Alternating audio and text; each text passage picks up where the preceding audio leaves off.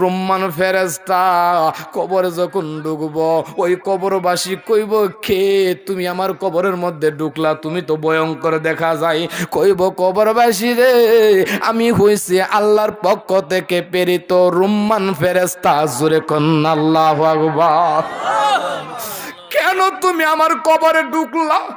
ও মুসলমান, একটু হিসাব মিলাও, কি করবে রুম্মান ফেরেশতা আপনার আমার সাথে? রুম্মান ফেরেশতা ডাক দিয়ে কইব, আরে আল্লাহর বান্দা, দুনিয়ার জমিনে কি করছো সব কিছু লিখায় আমারে দেখাও। কবরে কোনো খাতা আসেনি, যদি কন্যা কলম আসেনি, লেখার কোনো টেবিল আসেনি। কবরবাসী কইব, আপনি বলবেন অথবা আমি বলবো, ও রুম্মান ফেরেশতা, কবরে কোনো খাতা নাই, কবরে কোনো কলম নাই, লিখবো কি দিয়া? রুম্মান ফেরেশতা কইব, আরে আল্লাহর বান্দা, তোমার সাথে যে সাদা মার্কিন আছে, সাদা কাপড় আছে, ওই কাফনের কাপড়টা সিরা একটা কোনা দিয়া খাতা বানা। হিসাব মিলাও রে মুসলমান, সেই অবস্থায় আপনার আমার সামনে আছে। ও পর্দানিশির মা বোনেরা গো, ডিসেল লাইন লাগায়া কত আর স্টার জলসা দেখবা, কত আর জি বাংলা দেখবা, কত তুমি নাটক দেখবা। কত মা বোনেরা আছে রে, নামাজের সময় চলে যায়, নামাজ পড়ে না, কিন্তু নাটকের সময়টা ছাড়ে না। যদিও সময় মতো না দেখতে পারে, পরের দিন কাজা করে। কথা কও, মা বোনেরা কি কষ্ট পাইবেন? কিছু কথা কয়া যায়, একটু শুনেন। মা গো, ওই একটু মনোযোগ দেন গো মা। আপনার যদি খাওয়ার কথা, লিস্টির কথা মন থাকে, আপনার যদি কর্মের কথা মন থাকে, টিভির কথা মন থাকে গো মা, যে আল্লাহ তোমার দুনিয়ার জমিনে পাঠাইলো ওই আল্লাহর কালাম পড়তে, ওই আল্লাহর নামাজ আদায় করতে, কেন তোমার মনে থাকবে না? এ মা বোনেরা, সেই ঘরের মধ্যে গো মা রঙের শাড়ি পয়রা ঢুকলা, ওই ঘর থেকে এমন একদিন হইব তোমার আদরের সন্তান সাদা মার্কিন পরায়া টেনে টেনে বাইরে কইরা দিব। কুরআনের সুর, রাসূলের বাণী ছুঁয়ে দেবে সকলের মন। মনোযোগ দেন। মনকির নাকিরে দুইজন ফেরেশতা কবরে ঢুকবো, দুইজন ফেরেশতা কবরে আয়েশার আগে আর একজন ফেরেশতা কবরে ঢুকবো, যার নাম হচ্ছে রুম্মান ফেরেশতা। ওয়াজটা একটু সাথে নিয়ে যান। এই দুনিয়ার জমিনে এসে কোন পদে জীবনটা করলেন? মানুষ সুখে শান্তিতে সারাদিন কাজকর্ম করে ছেলে মেয়ে নিয়ে ঘুমায়, তুমি ওই ঘরের মধ্যে হিন্দিয়া ঘরের সম্পদ চুরি করে চক্ষুটা জিলিক মারবো। রাতের বেলায় কুকুরের চোখ দেখছেন নি? চোখে চোখে চোখ পড়লে কি করে? জিলিক মারে। বই লাগে নাকি আনন্দ লাগে? আরে আল্লাহ, কি জানি এটা কি দেখলাম? বিড়ালের চোখও দেখছেন? আরো ভয়ঙ্কর। কথা বলেন। রুম্মান ফেরেশতার চক্ষুটা আলিল বন্য জিলিক জিলিক মারবো। রুম্মান ফেরেশতার শরীরের আকৃতি উদ্ভুত একটা আকৃতি। রুম্মান ফেরেশতার হাত আছে, হাতের মধ্যে নখ আছে, নখটা অনেক লম্বা লম্বা নখ। ধরে নেন আপনাকে কবরে রাখবে, ধরে নেন আমাকে কবরে রাখবে। রুম্মান ফেরেশতা মাটি খামসায় কবরে ঢুকবো। জোরে কন্না আল্লাহু আকবার। কবরবাসী ডারে রূহ দিয়া জিন্দা করব কে? আরো জোরে। প্রত্যেকটা মানুষের দুইটা জীবন, দুইটা মরণ। জোরে কন্না আল্লাহু আকবার। শুনছেন নি? যারা এখানে এসেছেন, যারা দুনিয়ার মানুষ আছে, প্রত্যেকের দুইটা জীবন, দুইটা মরণ। আল্লাহু আকবার বলেন। প্রমাণ কি? কোরআনুল কারীম খুলেন, সূরা বাকারার 28 নম্বর আয়াত। কত নম্বর? 28 নম্বর আয়াত। কাইফা তাকফুরুনা বিল্লাহি ওয়া কুনতুম আমওয়াতান ফাআহইয়াকুম সুম্মা ইউমীতুকুম সুম্মা ইউহয়ীকুম সুম্মা ইলাইহি তুরজাউন।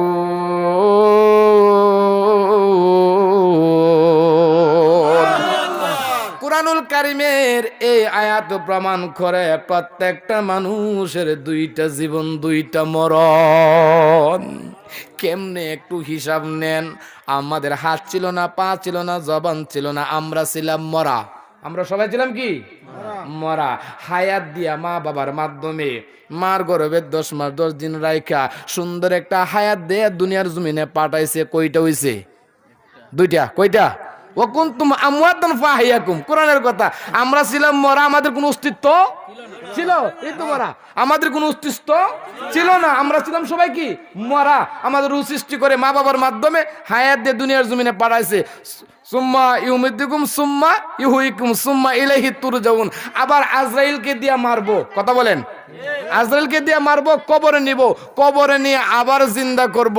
ওই জিন্দার উপরে আর মরণ নাই। দুনিয়ার জমিনে দুইটা, একটা জীবন একটা মরণ। কবরে যাওয়ার পরে আবার করবে, দুনিয়ার জমিতে যাইবার সময় মরা, কবরে গিয়ে হব কি জিন্দা। রুম্মান ফেরেশতা কবরে যখন ঢুকবো, ওই কবরবাসী কইব, কে তুমি আমার কবরের মধ্যে ঢুকলা? তুমি তো ভয়ঙ্কর দেখা যায়। কইব, কবরবাসী রে, আমি হইছি আল্লাহর পক্ষ থেকে প্রেরিত রুম্মান ফেরেশতা। জোরে কন্না আল্লাহু আকবার। কেন তুমি আমার কবরে ঢুকলা? ও মুসলমান, একটু হিসাব মিলাও, কি করবে রুম্মান ফেরেশতা আপনার আমার সাথে? রুম্মান ফেরেশতা ডাক দিয়ে কইব, আরে আল্লাহর বান্দা, দুনিয়ার জমিনে কি করছো সব কিছু লিখায় আমারে দেখাও। কবরে কোনো খাতা আসেনি, জুড়ে কন্যা কলম আসেনি, লেখার কোনো টেবিল আসেনি। কবরবাসী কইব, আপনি বলবেন অথবা আমি বলবো, ও রুম্মান ফেরেশতা, কবরে কোনো খাতা নাই, কবরে কোনো কলম নাই, লিখবো কি দিয়া? রুম্মান ফেরেশতা কইব, আরে আল্লাহর বান্দা, তোমার সাথে যে সাদা মার্কিন আছে, সাদা কাপড় আছে, ওই কাফনের কাপড়টা সিরা একটা কোনা দিয়া খাতা বানা। হিসাব মিলাও রে মুসলমান, সেই অবস্থায় আপনার আমার সামনে আছে। ও পর্দানিশির মা বোনেরা গো, ডিসেল লাইন লাগায়া কত আর স্টার জলসা দেখবা, কত আর জি বাংলা দেখবা, কত তুমি নাটক দেখবা। কত মা বোনেরা আছে রে, নামাজের সময় চলে যায়, নামাজ পড়ে না, কিন্তু নাটকের সময়টা ছাড়ে না। যদিও সময় মতো না দেখতে পারে, পরের দিন কাজা করে। কথা কও, মা বোনেরা কি কষ্ট পাইবেন? কিছু কথা কয়া যায়, একটু শুনেন। মা গো, ওই বাড়ি থেকে কে জানে কইছে, কোন কোন না কেটা কইছে, একটু মনোযোগ দেন গো মা। আপনার যদি খাওয়ার কথা, লিস্টির কথা মন থাকে, আপনার যদি কর্মের কথা মন থাকে, টিভির কথা মন থাকে গো মা, যে আল্লাহ তোমার দুনিয়ার জমিনে পাঠাইলো ওই আল্লাহর কালাম পড়তে, ওই আল্লাহর নামাজ আদায় করতে, কেন তোমার মনে থাকবে না? এ মা বোনেরা, সেই ঘরের মধ্যে গো মা রঙের শাড়ি পয়রা ঢুকলা, ওই ঘর থেকে এমন একদিন হইব তোমার আদরের সন্তান সাদা মার্কিন পরায়া টেনে টেনে বাইরে কইরা দিব। রুম্মান ফেরেশতা কইব, কাফনের কাপড় ছিঁড়া তুমি খাতা বানাও। নিজের একটু সে অবস্থায় ভাবেন, বুঝবেন আলোচনাটা যে কত একটি হৃদয় বিদারক আলোচনা। কবরবাসী কইব, বানাইলাম সিরা, কলম কোথায় পাইব? রুম্মান ফেরেশতা কয়, তোমার হাতের আঙ্গুল রে কলম বানাও। আল্লাহু আকবার। হাই রে হাই, আঙ্গুলের কি বানাইবো? কবরবাসী কইব, রুম্মান ফেরেশতারে খাতা পাইলাম, কলম পাইলাম, কলমের ভিতরে তো কালি নাই, কি দিয়া লিখব? রুম্মান ফেরেশতা ডাক দিয়া কয়, ও রে আল্লাহর বান্দা, তোমার মুখের মধ্যে আঙ্গুলটা ঢুকাও, কালি আইসা যাইব। কাফনের কাপড় ছিঁড়া বানাইব খাতা, কলম রে বানাইব, আঙ্গুলে বানাইব কলম, মুখরে বানাইব দোয়াত কালি।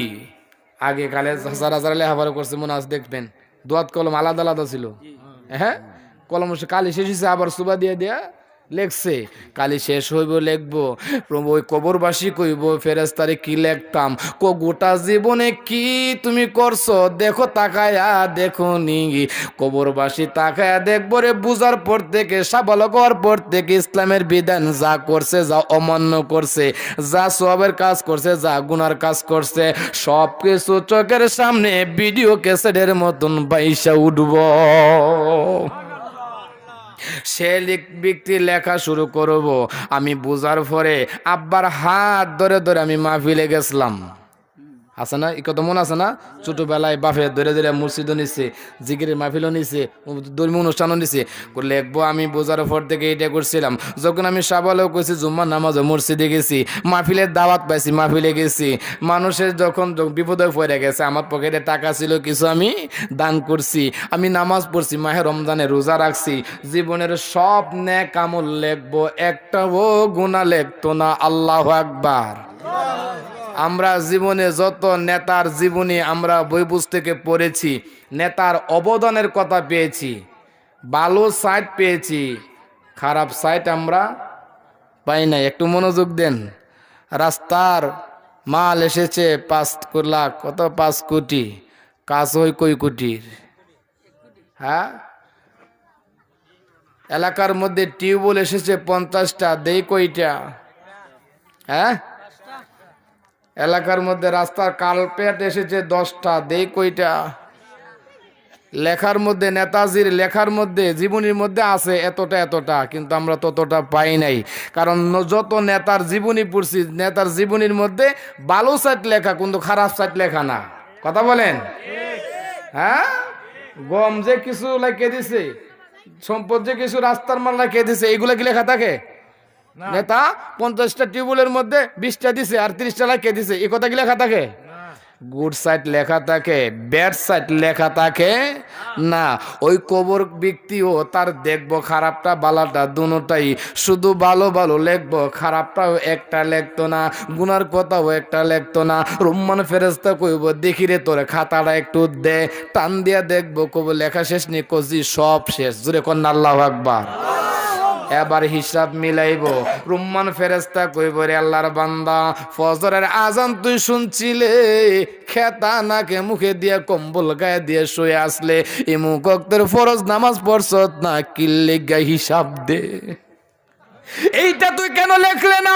মাহে রমজান তুই পেয়েছিস, তোর বন্ধু বান্ধব অনেকে রোজা রেখেছে, নিজের চেহারা মলিন হইব দীক্ষা গেস্টিন নেই বাইরে জায়গা, এই কথা চিন্তা করে তুই ফরজ রোজাটা লাগছত না, গুনাটা যে করছত কেন লেখলে না?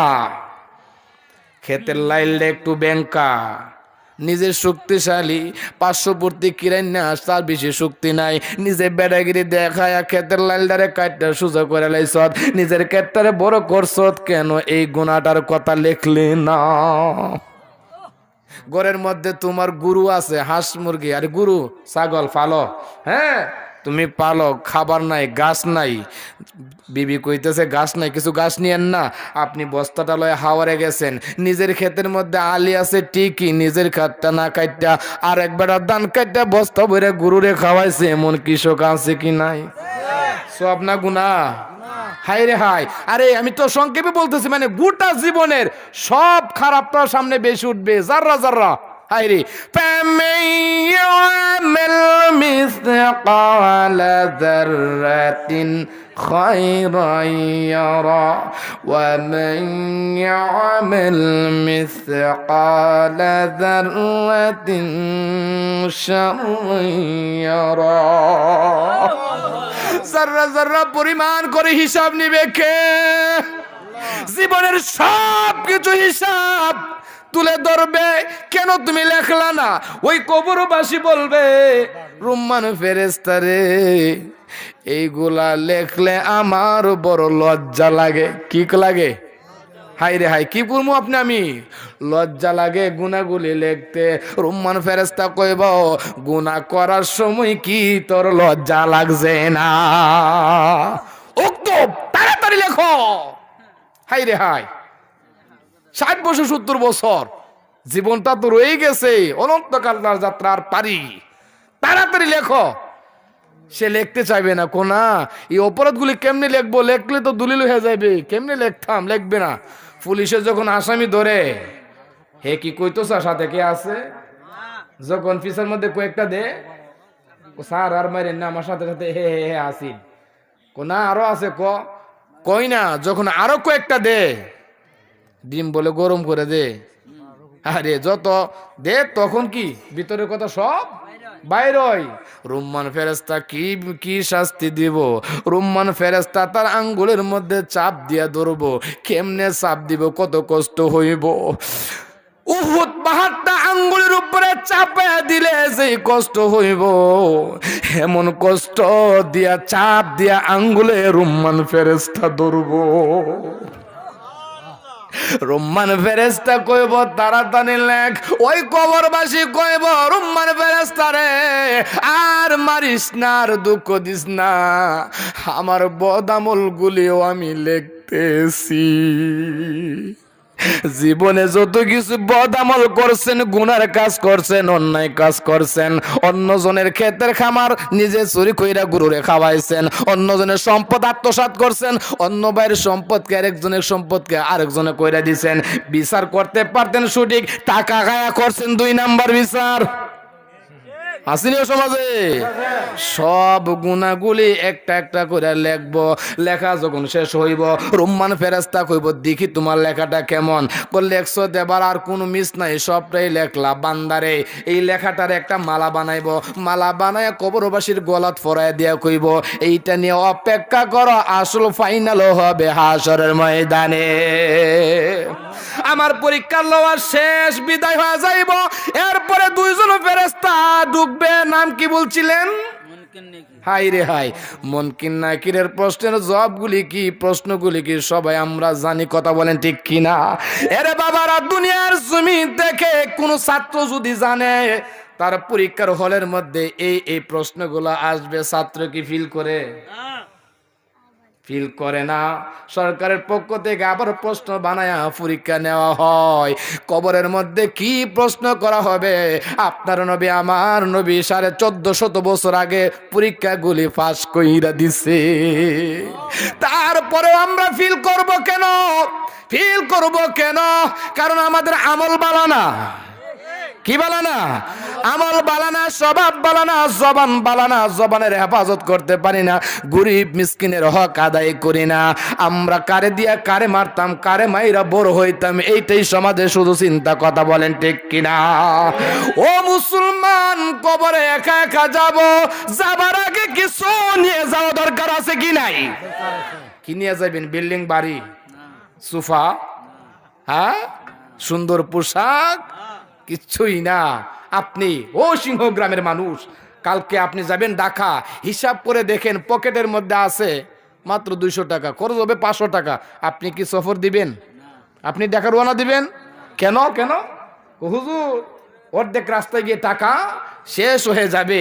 টাকা যদি শেষ হয়ে যায় কার কাছে চাইবো? জেনে শুনে আমরা বিপদে পড়তে চাই না, টাকা জোগাড় করি ঢাকা রওনা দিব, কথা বলেন। আমাদের সামনে কবর, আমাদের সামনে হাসর, আমাদের সামনে মিজান, আমাদের সামনে ফুলসেরাত। যেই ফুলসেরাতটা হইল 30,000 বছরের রাস্তা। কত হাজার? 30,000 বছরের রাস্তা, চুলের চাইতে চিকন, দাঁড়ালো অস্ত্রের চাইতে আরো শুকনো। এই হাসরের ময়দানে ফুলসেরাতের পুল প্রত্যেকটা বান্দা বান্দি পাড়ি দিতে হইব। যারা নেককার, যারা আল্লাহওয়ালা, যারা আল্লাহর পছন্দনীয় বান্দা, তারা এটারে দেখব একটা বিরাট মাঠ। জান্নাতি ফেরেশতারা আহলান সালাম জানা নিয়ে যাবে, তখন সে প্রশ্ন করবে, এরে ফেরেশতারা, তোমরা না বলেছিলে হাসরের ময়দানে একটা ফুল আছে, ফুলটা কইটা তো আমি দেখছি না, জোরে কোন আল্লাহু আকবার। তখন ফেরেশতারা বলবে, হেরে আল্লাহর পছন্দনীয় বান্দা, তুমি তো হলো নেককার, তুমি তো হলো আমলদার, তোমার আমলের গুণে, তোমার ইমানি পাওয়ারে ফুলসেরাতের পুলটা চিকন নাই, আমলের পাওয়ারে এটা একটা বিরাট মাঠের মতন রাস্তা হয়ে গেছে, তুমি পার হয়ে গেছো, তুমি দেখো নাই। তখন সেই ব্যক্তি আল্লাহর প্রশংসা করবে, বলবেন সুবহানাল্লাহ, আলহামদুলিল্লাহ, আল্লাহ যে আমার এই বিপদ থেকে উদ্ধার করেছে। আর যাদের আমল ভালো না, ইমান ভালো না, দুর্বল, 2 নাম্বার ওয়ালা ইসলামের কাজ সঠিকভাবে করে নাই, আসামি কাঠগড়াই, তখন সে রোয়ানা দিবে, তা দেখবে এক তো চিকন যেতে পারবে না, এক কদম যাইবে হারা হুমরি খেয়ে সেই পুলসরাতের ফুলের দাঁড়ালো ফুলে কেটে 2 ভাগ হয়ে জাহান্নামে লাকড়ি হয়ে যাবে। জোরে বলে নাউজুবিল্লাহ। আমরা নেক আমল নিয়ে কবরে যাইতে চাই কি চাই না? কে কে চান হাতটা তুলে একটু দেখান তো। নাকি বছরে 2 ওয়াক্ত? বছরে 2 ওয়াক্ত নামাজ আসেনি? আরে মিয়া আছে। কি নামাজ?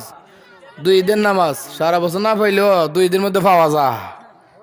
নাম আপনার আমার মতন মুসলমান কথা কন। কিছু কিছু মুসল্লি আছে সপ্তাহে 1 ওয়াক্ত আসেনিও। এটা কি নামাজ? হ্যাঁ, সর্দারি করবার নামাজ। সারা বছর না থাকলেও, সারা সপ্তাহ না থাকলেও শুক্রবারে গিয়ে দেখবেন কই ইমাম সব কই 45 কই গেল। 45 কেমনে কমছে একটু বুঝবেন তো নামাজটা। আমরা নামাজটা একটু বুঝে নেই, নামাজটা কেন কমলো, কেমনে কমলো।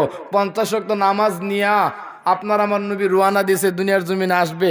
6ষ্ঠ আসমানের মধ্যে মুসা নবীর সাথে দেখা। সুবহানাল্লাহ। নবীরা জিন্দা নাকি মরা? হ্যাঁ, তাহলে আমাদের নবী, আমাদের নবী নয় নয়, আদম সফিউল্লাহ থেকে ঈসা রুহুল্লাহ আমাদের নবী পর্যন্ত সমস্ত নবী রাসূলরা জিন্দা। চিল্লায়ে বলেন সুবহানাল্লাহ। তার প্রমাণ হয়েছে মেরাজ রজনীতে, তার প্রমাণ হয়েছে রসুলের সাথে সফরে যাওয়ার, মেরাজে যাওয়ার পথে আল্লাহ রসুলকে আমি দেখি মুসা তার কবরের মধ্যে দাঁড়ায় নামাজ পড়ে। ওই মুসা বলতেছেন নবী গো আল্লাহর দরবারেতে তো তাকায় আসলেন, কি নিয়ে আসলেন উম্মতের জন্য? 50 ওয়াক্ত নামাজ। সুবহানাল্লাহ। মুসা কালিমাল্লাহ কই, এই গো আল্লাহর পয়গম্বর, আমার উম্মতে আরো কম নামাজই পারে নাই, আপনার উম্মত তো দুর্বল হবে, বয়স কম হবে, তারা এত নামাজ কেমনে পারবে? আপনি একটু যান আল্লাহর কাছে কমায় আনেন। জোরে কোন আল্লাহু আকবার। পরামর্শ তোর ভালো দিছো, একটু মনোযোগ দেন, বোঝার অনেক কিছু আছে এখানে। মুসা নবী আপনার আমার নবীর পরামর্শ দিতেছে, বুঝা যায় মুসা নবী কিন্তু জ্ঞানী বেশি, আপনার আমার নবী বুঝে কম। এখন সিস্টেমে বুঝাইতেছে, একটু মনোযোগ দেন, একটু তীক্ষ্ণ কথা আছে এখানে। নবী গেলেন আল্লাহর দরবারে, আইসো যখন যাও 5 ওয়াক্ত কমাই দিলাম। আবার আসছে কোন নবী কত ওয়াক্ত? এখন 5 ওয়াক্ত কমাইছে 45, কোন না আরো কমাই আনেন। আবার গেছে, এ ছেলেরা ছোটরা আরো কমে আনছে। এইভাবে 5 নং 45 কত কত নবী গেছে 9 বার, 9 বার আসা যাওয়া করছে। 6ষ্ঠ আসমানে কমাইছে কত ওয়াক্ত? 45 ওয়াক্ত। বাকি আছে কত? 5 ওয়াক্ত। 5 ওয়াক্ত নিয়েও যখন আছে মুসা নবী কয়, নবী গো আল্লাহ যেহেতু কমায় দে, আপনি যান না আরো কমায় আনেন না। নবী কয়, এ মুসা বারবার আল্লাহর কাছে গেছে, আল্লাহ দিছে, আমার সিদ্ধান্ত, আমারও অভিমত, আমার উম্মত যারা হবে 5 ওয়াক্ত নামাজই পড়বে, আমি আর যাইতাম না। চিল্লায়ে বলেন সুবহানাল্লাহ। আল্লাহ ডিক্লেয়ার দিলেন লা তাবদিলা লিকালিমাতিল্লাহ। বন্ধুগো আমার জবান মুবারক দ্বারা বের হয়েছে 50 ওয়াক্ত, আপনি যেহেতু ডিক্লেয়ার দিয়ে ফেলেছেন 5 ওয়াক্ত, ও বন্ধু আপনি শুনেন, আপনার উম্মত নামাজ পড়বে 5 ওয়াক্ত, আমি আল্লাহ সওয়াব দিব 50 ওয়াক্তের। চিল্লায়ে বলেন সুবহানাল্লাহ। এখন শিক্ষণীয় যে বিষয়টা, মুসা নবী পরামর্শ দিছে কাকে? আমাদের নবীকে। কাকে? আমাদের নবীর জ্ঞান বেশি নাকি মুসা নবীর জ্ঞান বেশি? আমাদের নবী হইলে এখানে যে পরামর্শ দিছে মুসা, তাহলে বোঝা যায় নবী একটু তার কাছে পরামর্শ নিছে না। এটার আসল রহস্যটা কি? একটু মনোযোগ দেন। আসুন একটু তুর পর্বতে যাই। মুসা নবী সেখানে গিয়ে কি কইছেন? হ্যাঁ, লান্তারানি লান্তারানি, আল্লাহ গো আমি তোমারে দেখবো। আল্লাহ কয় মুসা রে লা আদ্রি লা কিদা তুমি আমারে দেখতে পারবা না, দেখতে পারবা না। মুসা কালিমুল্লাহ দেখতে পারে নাই, তারপর কাকুতি মিনতি আল্লাহর নূরের ঝলক যখন একটু দিল, মুসা নবী বেহুশ হইয়া তুর পাহাড়ের নিচে পইরা গেছে, আর তুর পাহাড় জ্বল্লা পইরা বর্তমানের সুরমা হয়ে গেছে। কবির মনোযোগ। মুসা নবী আমার নবীরে কেন পরামর্শ দিল? নবী 50 ওয়াক্ত রওনা দিছে, আল্লাহ জানে কি জানে না? কত নামাজে দিলাম, বন্ধু তুলে যাইতেছে খুশি হইয়া, এই দিক দিয়ে ফোন মারছে মুসার কাছে আল্লাহ। সুরে কোন আল্লাহু আকবার। আল্লাহ কয় মুসা রে, আমার বন্ধু 50 ওয়াক্ত লয়ে যাইতেছে, আমার বন্ধু তো জানে না অত নামাজ কেমনে পারবো। কাজ করো, তোমার কাছে যখন যাবে তুমি পরামর্শ দিবা কমায় আনেন, আমার কাছে আইবো আমি কমায় দিব। ও মুসা, তুমি তো আমার দেখতে চেয়েছিলে, তোর পর্বতে দেখতে পারো নাই। আমার বন্ধু আমার দরবারে বারবার আসা যাওয়া করবে, আমার নূরের তাজাল্লি আমার বন্ধুর মধ্যে থাকবে, আমার বন্ধুর চেহারার মাধ্যমে আমি আল্লাহকে দেখার স্বাদ মিটাই নিবা। জোরে কন্যা আল্লাহু আকবার। এই দিক দিয়ে মুসা নবীর আশাও পূরণ হয়েছে, বারবার নবীর দরবার থেকে আসা, আল্লাহর দরবার থেকে আসা যাওয়া করছে। আল্লাহর নূরের তাজাল্লি নবীর মাধ্যমে দেখে মুসা নবীর আশা পূরণ হয়েছে। আর এই দিক দিয়ে নামাজও আল্লাহ কমায় দিছে। বারবার আল্লাহ পাক তার বন্ধুরেও দেখছে, বন্ধুরে একবার দিকে আমার স্বাদ মেটে নাই, আমি আল্লাহর 27 বছর আমার দরবারে থাকছো, তারপরে স্বাদ মেটে নাই, আমি নামাজের বাহানা দিয়া আমার বন্ধুরে আরো 9 বার আমি দেখেছি। চিল্লায় বলেন সুবহানাল্লাহ। আর আল্লাহু আকবার। এখন নবীরা জিন্দা নাকি মরা? এখন যদি বলেন মুসা নবী মরা, তাহলে মুসা নবীর কারণে নামাজ হয়েছে 5 ওয়াক্ত নাকি? এখন যদি বলেন মুসা নবী মরা, তাহলে মুসা নবীর এই ঘটনাও কি বাদ মিথ্যা যদি হয়ে যায়। প্রথম তো দিয়েছিল 50 ওয়াক্ত, তাহলে মুসা নবীকে যদি মরা মনে করো, তাহলে তোমার নামাজ পড়তে হবে 50 ওয়াক্ত। কথা কন।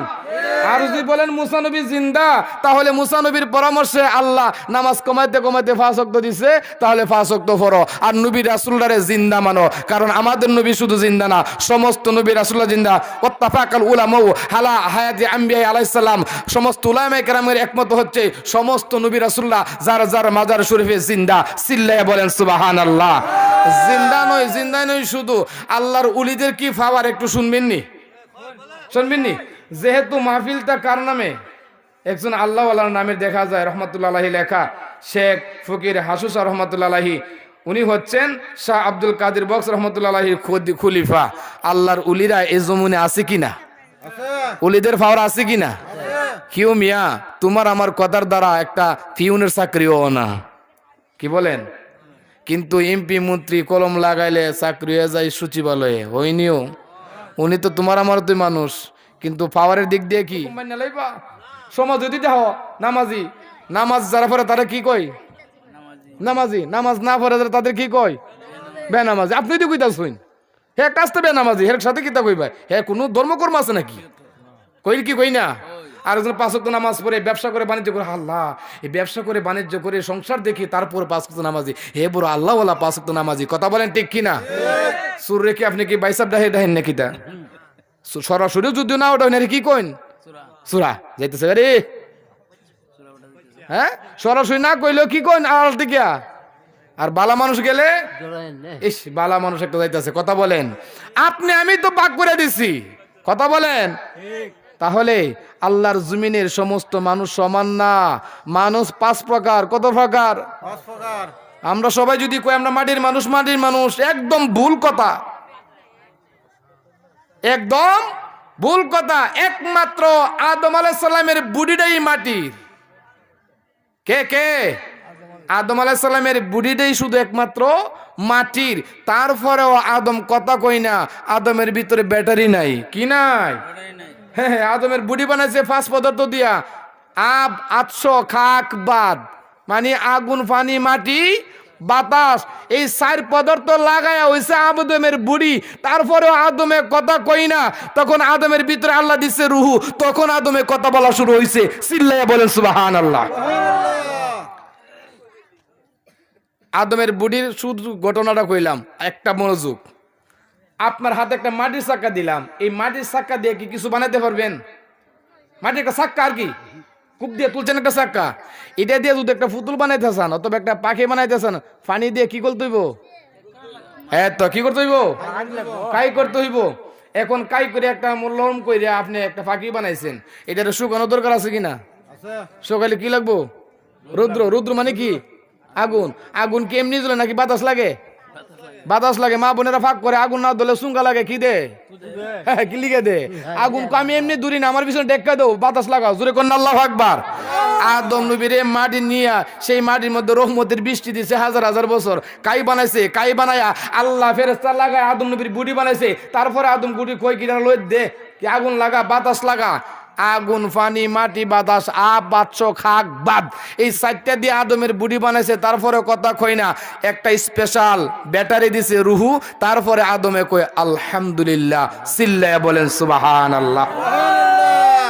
আদমরে বানাইছে মাটি দিয়া, হাওয়ারে বানাইছে বাবা আদমের বাম পাজর বাঁকা হাড্ডি দিয়া, নাকি মাটি দিয়া? কুরআন ও হাদিসে কোথাও কোনো মুন্সি মোল্লা দেখাইতে পারবে না মা হাওয়ারে মাটি দিয়ে বানাইছে। কথা আছে কি? বাম পাজরের হাড্ডি দিয়া। মনোযোগ দেন একটু, ইমানি কথা নিয়ে যান। মানুষ 5 প্রকারের। কই প্রকার পাইলাম? 2 প্রকার। আদমরে বানাইছে কি দিয়া? মাটি দিয়া। যদি কোন সাথে সাথে কি কই দিব?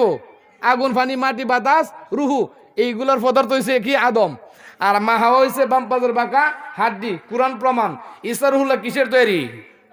মাটির তৈরি। ঈসা রুহুল্লাহ জিব্রাইলের ফুর তৈরি। কের তৈরি? ফু ফু ফু ফু যে দেন কোরআন খুলেন, ঈসা রুহুল্লাহ হইছে ফুয়ের তৈরি। কার ফু? জিব্রাইলের ফু। জিব্রাইলে ফু দিছে, এর মাধ্যমে আল্লাহ ঈসা রুহুল্লাহ রুহু মারিয়ামের ভিতরে ঢুকাই দিছে। নবী রে কি দুনিয়ার জমিনে আয়েশা নবী নাকি আগে নবী? কত প্রকার পাইলাম? 3 প্রকার। আপনার আমার আল্লাহ কি দিয়ে বানাইছে? মা বাবার মিলনের বীর্য দিয়া। চিল্লায়া বলেন সুবহানাল্লাহ। এই বাবা আদমের উত্তরসূরি হিসেবে এই জন্য আমাদের শরীরে 4টা আছে, আগুন, পানি, মাটি, বাতাস। কুবাইলে কি 1 তুলা মাটি বের করতে পারেননি? মাটিতে দু করলে শুধু মাটি। এটা বিশ্বাসযোগ্য না, যুক্তিসঙ্গত না, কুরআন হাদিসে মিলবে না। আমাদের শরীরের মধ্যে আগুন, পানি, মাটি, বাতাস। আমাদেরকে আল্লাহ বানাইছে মা বাবার মিলনের বীর্য দিয়া। চিল্লায় বলেন সুবহানাল্লাহ। ও মুসলমান, আকীদার কথা নিয়ে যান। এখন নবীরে কি দিয়া বানাইছে? মনোযোগ দেন। নবীরে বানাইছে নূর দিয়া। কি দিয়া? আরো জোরে কই দিব? আসমান নাই, জমিন নাই, পাহাড় নাই, পর্বত নাই। আল্লাহর সৃষ্টিকুলের মধ্যে সর্বপ্রথম যারে বানাইলো উনি হচ্ছেন আপনার আমার নবীজির নূর মুবারক। জোরে বলেন সুবহানাল্লাহ। قد جاءكم من الله نور وكتاب مبين। এখন আমি একটু শেরের আকাতে কব। যখন নবীর কথাটা বলবো সবাই জুড়ে একটা স্লোগান দিতে হবে। আদম রে বানাইছে মাটি দিয়া, মানে এই আছে। হ্যাঁ, মাটির সাথে কি কি আছে একটু কইলাম। ওই আদম রে বানাইছে মাটি দিয়া 1 প্রকার, মা হাওয়ারে বানাইছে বাম পাজরের হাড্ডি দিয়া 2 প্রকার, আল্লাহ ঈসা রুহুল্লাহ রে বানাইছে জিব্রাইলের ফু দিয়া 4 নাম্বার, আপনারে আমারে বানাইছে মা বাবার মিলনের বীর্য দিয়া, আপনারা আমার নবীরে বানাইছে আল্লাহ নূর দিয়া। এই হইল 5 প্রকারের মানুষ। জোরে বলেন সুবহানাল্লাহ। আল্লাহু আকবার, আল্লাহু আকবার। ইয়া রাসূলুল্লাহ, ইয়া রাসূলুল্লাহ। জিন্দাবাদ, জিন্দাবাদ। আরে আল্লাহর ওলিদের যে কি পাওয়ার। আমরা তো নবীর কই কি নবী গায়েব জানে না, সুন্নিরা কো জানে, আরেকজনে কো কি জানে না। এখন আল্লাহর ওলিদের 2-1টা কথা বলে যাই, যার কথা কমু এরা আপনার আমার কাছেও চিনে। যারা কই নবী গায়েব জানে না হেরা ভালো করে তাদেরকে চিনে। শাহ আব্দুল আজিজ মুহাদ্দিস দেহলভী কিছু ইমানি কথা নিয়ে যান, কিছু ইমানি কথা নিয়ে যান। শাহ আব্দুল সিরিয়ালটা কইতে কে শেখ আব্দুর রহিমের ক্ষমতাকে একটু কইতাম নি। আপনারা যখন জ্বর হ, সর্দি হ, কাশি হ, ঠান্ডা হ, কই যাইন একটু কথা কো না, নাকি ঘুমাই গেছেন গা? কার কাছে, কার কাছে? ভাই সাহেব জি সর্দি লাগছে, ফজর আজানে দিতে পারি না, নামাজে পড়তে পারি না, নামাজ হইতে পারি না, ওষুধ দেন। রোগ দিছে কেডা? বালা করবে কে? এখানে যাও কি লিখে উসিলা। আহা, এখানে উসিলা মানে টিভির পর্দায় আজান দেওয়া হয় ওয়াত্তাকু ইলাইহিল উসিলা, এই কথাটা লেখা নাই। কথা কোন ঠিক কিনা? কোথায় আছো মুসলমান?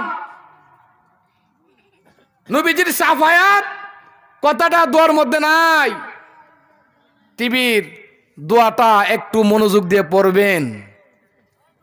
এখানে উসিলা মানো, নবীর উসিলা নিয়ে দোয়া করে না। তুমি উসিলা মানো না, মাজারে গিয়ে কিতা উসিলা চাও, কিন্তু তোমার ছেলেকে চাকরি দেওয়ার জন্য এমপির বাড়ির মাটি লাখো না। আরে কথা কও না একটু মিয়া। এমপি সাহেব আপনি যদি একটু সুপারিশ করে দেন, ও উসিলা আপনি যদি একটু সুপারিশ করে দেন আমার ফুতের চাকরিটা, এখানে উসিলা মানো শাহজালালের মাঝে উসিলা নিয়েও যেত না। আছে কি নাই? এরা বুদ্ধিবাদী না, এরা হলো সুবিধাবাদী। এরা বুদ্ধিবাদী না, এরা হচ্ছে সুবিধাবাদী। নিজের উপরে ফললে বুঝে, পরের বেলা তালগাছ আমার বিচার মানছি, তালগাছ কিন্তু আমার। এখানে মুসলিম মানো, তাহলে যার কারণে মুসলমান হইলাম, যার অবদান কারণে আমরা মুসলমান, ইনু যদি না হইতো আমরা হিন্দু ধর্ম থেকে যেতাম। কথা কন, যার কারণে সুন্দর ইসলাম পেলাম, এক আল্লাহকে চিনলাম, এক ইসলামের পেলাম, নবীর উম্মত হলাম, তাদের অবদান কি ভুলে গেলে চলবে? নিমুখ হারামি ছাড়া আর কিছুই না। যে কথাটা বলতে চাই, কষ্ট হচ্ছে আপনাদের? ওনার একটু কথা বলে বিদায় নিব ইনশাল্লাহ, রাত্র অনেক হয়ে গেছে। শাহ আব্দুর রহিম উনি কি কয়, উনি কি বলে, রোগ হলে যান ডাক্তারের কাছে। শাহ আব্দুর রহিম দেহলভি, দেহলভির লোক উনি। উনার কাছে একজন গেলেন যার নাম হচ্ছেন সুলতান মোহাম্মদ, নাম কি অথবা মোহাম্মদ সুলতান, কিতাবের নাম হচ্ছে হায়াতে উলি। নাম কি? হায়াতে উলি। লেখক হচ্ছেন মৌলবী হাফেজ মৌলবী রহিম বক্স দেহলভি তার বাড়ি। উনি লিখতেছেন শাহ আব্দুর রহিমের কাছে মোহাম্মদ সুলতান নামে এক যুবক আসলো, আইসা বলতেছেন, শেখ আব্দুর রহিম গো, আপনি তো এই জগতের মধ্যে বড় একজন আলেম, আপনি তো অনেকের খবরাখবর রাখেন। ও শেখ আব্দুর রহিম, আমার ভাই মুহাম্মদ কুলি আওরঙ্গজেবের সৈন্য বাহিনীর সঙ্গে যুদ্ধ গেছে। কথা কি বুঝতেছেন?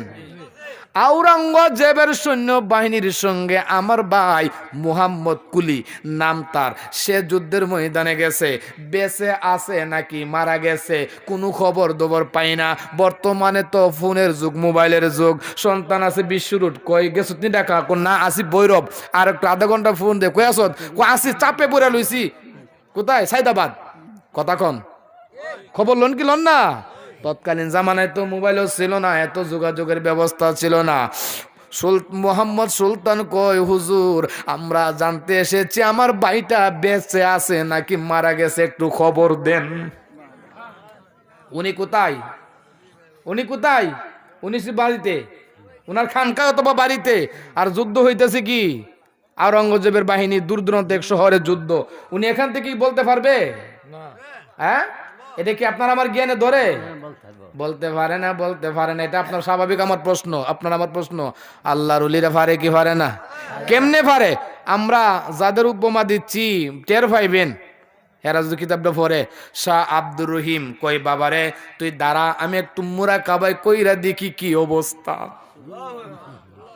ডাক্তারে পরীক্ষা করে ওষুধ দে, আর আল্লাহর উলিরা কই কি, একটু আমি একটু মুরাকাবা করে লই দি কি অবস্থা। সুবহানাল্লাহ বলেন। মুরাকাবা কি? মুরাকাবা ইম্পিরা মুদ্রেও করে। সুবহানাল্লাহ কইদেন না?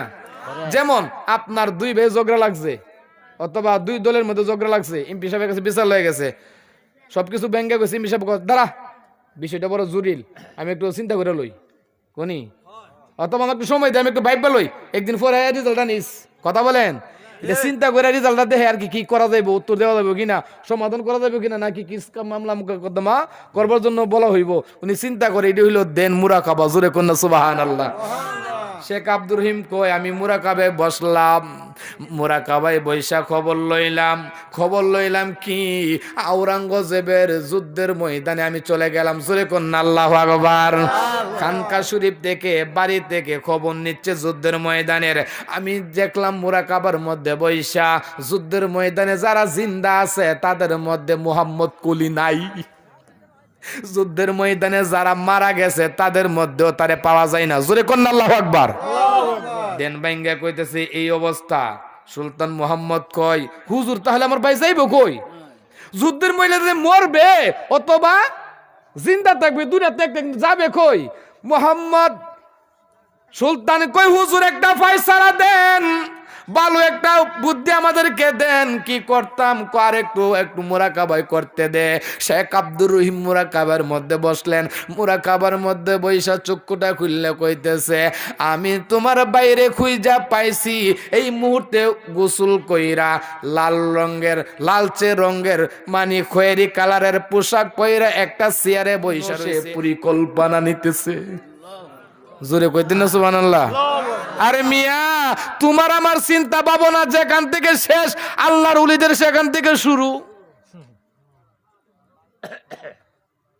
কিছুক্ষণ আগে খুতবার প্রারম্ভে কিন্তু দুইটা হাদিস বলেছিলাম ওলিদের শানে, হেডলাইন আমার সেটা।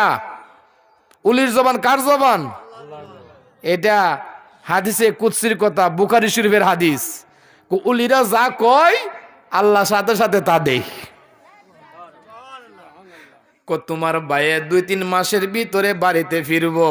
সুখবর লইয়া বাড়িতে গেলেন, আত্মীয় স্বজনদের খবর দিলেন, দিন গুনতে রাখলেন। কইছে 2 মাস অথবা 3 মাসের ভিতরে তোমায় বাড়িতে আইব। মোহাম্মদ কুলি দেখা গেল 3 মাসের মাথায় বাড়িতে ফিরে আইছে।